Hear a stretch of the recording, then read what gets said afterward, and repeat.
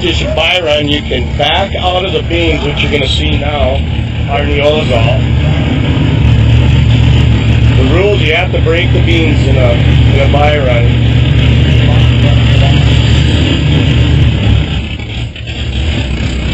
And that's how it's done. We'll back on right to the next round.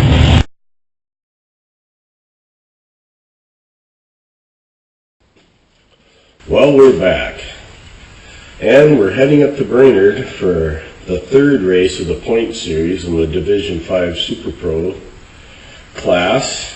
We found some problems with the car. The car had been erratic on the starting line. We found that the limiter was broken, and the car was popping and lost all the power. It let go at a 395 red light. So we started checking the electrical. The electrical panel is completely shot.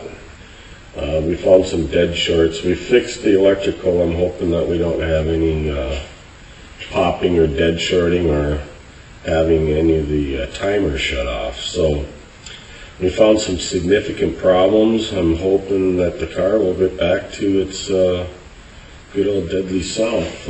I'm Marky Bobby.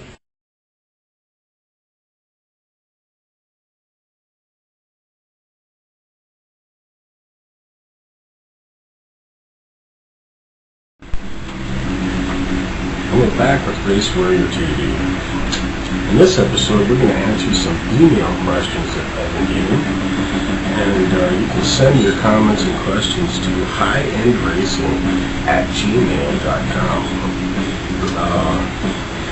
Well, here's the win-loss for the year for me, Mark Fitzgibbons. 7 win tickets. Let's see. 12 races, a little over 50%. We got 2 final wins, 2 second places, and 3 third rounders. So she's a little money making machine, making some money. And let's see.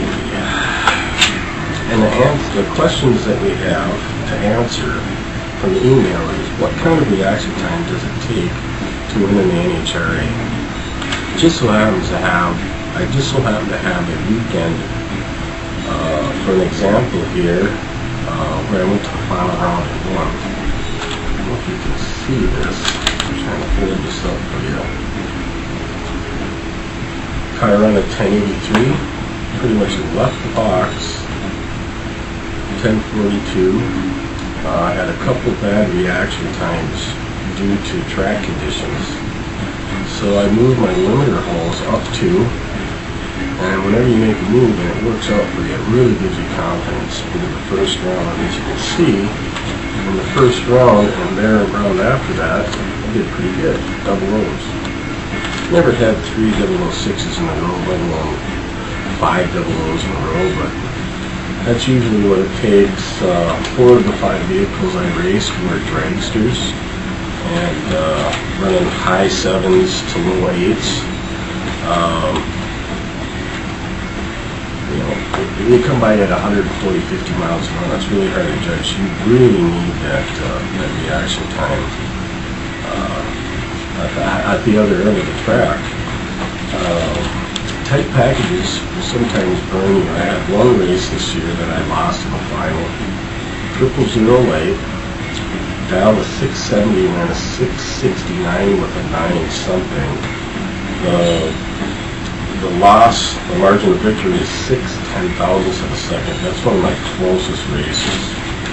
I got a couple shots of the in-car camera on how to work the delay box and the limiters. And also have a clip here of the first recipient of a $100 bill for the best light in the first round. Race Warrior TV puts up $100 for the best light first round. And Brian Falk of Falk Race Cars won that, and we have that clip coming up for you. So remember, if you got any comments or questions, it's highendracing@gmail.com. I'm your host for Race Warrior TV. I'm Marky Bobby. We'll see you next time.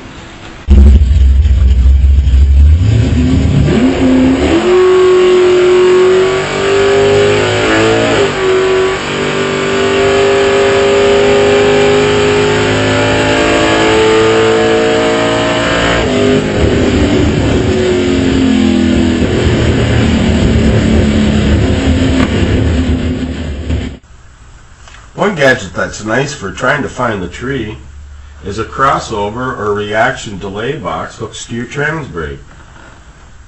If you can't find the tree, it's nice to just be able to dial up and down a couple of little numbers depending on your reaction time slip.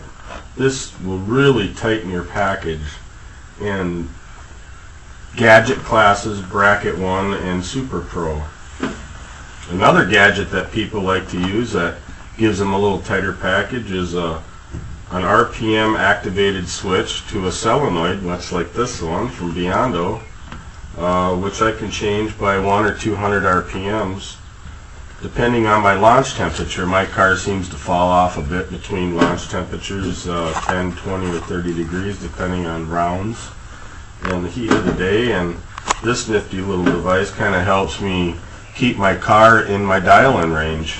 And 1 or 200 on a hot day kind of makes up for lack of performance or oxygen in the air. Tension limiters also can help you find the tree at your prospective track depending on rollout. You can tighten or loosen the suspension by these little knob holes drilled out here by pulling the pin and letting it drop or stay tight. This can give you up to 10 per hole, I found with this particular car. And if you've got an 030 light, you can get down to the 020s or 0teens just by clicking her one number.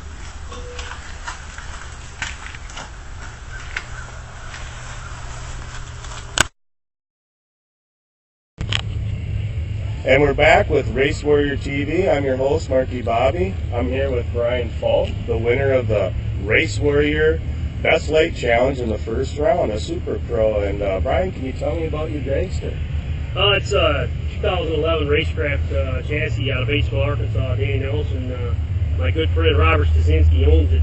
And my motor and tranny, it's a 598 Dark Big Cheap motor, and runs good. And I happen to be the lucky recipient of the 000 light first round, and got the $100 cash from this gentleman. So it's been a good day thus far, and hopefully I can finish it off with a $1,000 win yet today. Well, it would be nice if you could run into Arnie Alzo in the final against us. That'd be real good to run Arnie, yeah. Could you tell me what's your track that you normally run? My home track is Byron Dragway in Byron, Illinois. I grew up with my father at all the tracks, Eden Grove, Cordova. They're all within 2 hours of where we live.